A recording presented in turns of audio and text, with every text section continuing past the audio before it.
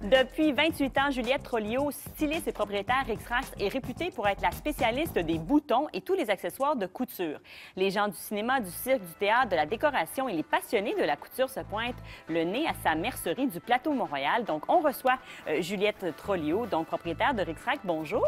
Salut. 28 ans. Cette boutique qui existe sur le Plateau Mont-Royal et 28 ans à la même adresse, c'est quand même assez rare.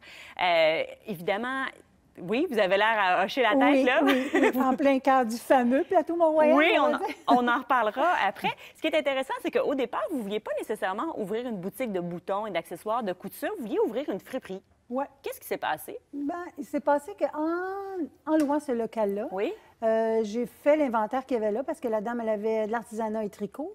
Et moi, c'était pas mon but de faire ça. Fait qu'en faisant le ménage, je me suis aperçue qu'il y avait des petits trucs de couture. Fait que là, j'ai commencé tranquillement à regarder qu'est-ce qu'il y avait. Puis j'ai écouté, en fait, ce que les meules me murmuraient de faire. Mm-hmm. Et puis moi, j'ai toujours refait mes vêtements, faire de la déco avec les vêtements, changer ci, changer ça, changer le bouton, mettre un galon. Fait que ça faisait partie de moi déjà, ça.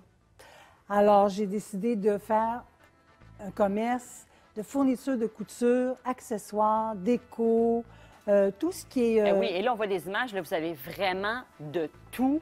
Tout un inventaire. Oui, c'est ça, tout un inventaire. Des boutons. Moi, je suis allée souvent à votre boutique parce qu'à un moment donné, j'achète un manteau, puis là, il me manque un bouton, j'ai pas le bouton, mais je vais chez vous, puis je trouve quelque chose qui est vraiment presque exactement pareil. Oui, mais vous savez, c'est bien aussi de le changer, le bouton. Tu sais, ça redonne une autre vie. Oui. Ça redonne une autre vie aux vêtements. Ceux qui perdent des boutons, ceux qui cassent un bouton, ou ça donne tout le temps un autre effet. Ça le personnalise complètement à la personne parce j'ai du choix, là. Oui, oui. On peut choisir, là. Je suis là pour aider, C'est ça, pour je vous demandais conseiller. si vous saviez combien vous aviez d'inventaire. J'aime mieux pas le savoir. C'est ça. Sincèrement, j'aime mieux pas le savoir.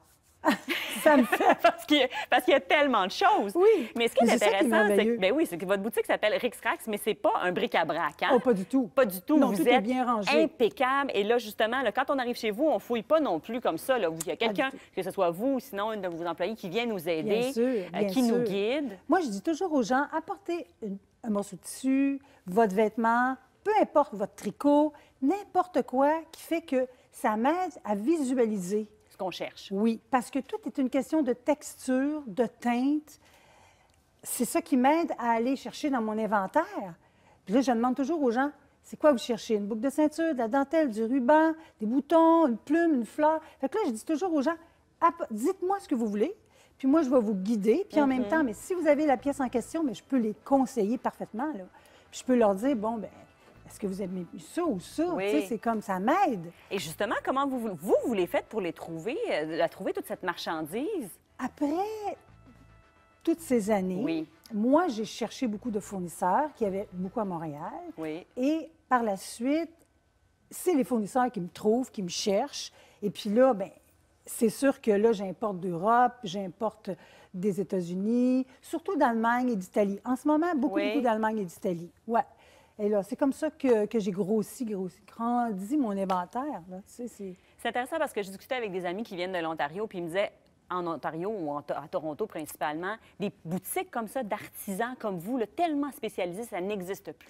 Dans toutes les villes, on me dit toujours, Juliette, pourquoi tu rouvres pas une petite succursale à Québec, à Ottawa, à Toronto? Il paraît que si j'allais à Toronto, ça serait merveilleux. Ça marcherait. Parce qu'il y a une demande. Oui, il y a une demande. Alors, comment ça se fait que ça n'existe pas? Parce que ça prend beaucoup d'inventaire et il y a beaucoup de fournisseurs qui ne sont plus ici. Et moi, au fil des ans, j'ai accumulé énormément de fournisseurs qui ont fermé, de boutiques qui ont fermé. Alors, tout ça, ça n'existe plus. C'est des fournisseurs qui ont quitté. Alors, tu sais, refaire donc cet inventaire, justement. Ça n'existe plus. Ça n'existe plus des anciens lots de fleurs parce que les grossistes en chapellerie ont fermé. Les femmes ne font plus de chapeaux. Alors oui, il y en a encore, mais jamais comme avant. Par exemple, vous en avez apporté une ici, là, que vous donnez un superbe exemple. fleur Oui, de qui peut être soie. utilisée pour les mariages, au lieu d'avoir une fleur oui. fraîche sur une boutonnière. Puis en plus, on peut la garder plus longtemps que cette fleur de boutonnière. Oui, c'est magnifique. Oui, boutonnière, dans les cheveux, sur une robe de mariée. J'en ai de toutes les couleurs, toutes les sortes de fleurs. J'ai un jardin de fleurs. Est-ce qu'il y a de la relève? Parce qu'on parle de votre inventaire, oui, là. Si un jour vous voulez prendre votre retraite, J'espère. Oui, J'espère que quelqu'un pourra continuer ce que je c'est fais. ça. Continuer. Si c'est dans ma famille, mon neveu qui travaille avec moi, Roberto, si c'est pas lui, j'espère que je pourrai la vendre parce que ça n'existera plus jamais un C'est commerce ça. comme ça. Vous avez donc, depuis 28 ans, à la même adresse, Saint-Hubert et Bienville. Et Vraiment, Guilford. et Guilford, pardon. Saint-Hubert, Un témoin donc, du plateau Montréal commence à évoluer. Qu'est-ce que vous en pensez du plateau aujourd'hui? Moi, sincèrement, ce que j'aimerais expliquer, que les gens comprennent, c'est que, en fait, le plateau sera toujours accessible. Il y aura Oui. toujours, je dis toujours, il y a toujours un chemin, il y a toujours un chemin qui mène à Rome. Je veux dire, on arrive toujours au coin Saint-Hubert-Guilford à quelque part. Je veux dire, il y a toujours une rue qui arrive. Et ça a toujours été compliqué d'arriver là. Ça fait 28 ans que je suis là et j'ai toujours expliqué aux gens Comment venir? comment venir sur Guilford. Mais vous n'êtes pas loin du métro Laurier. Exactement.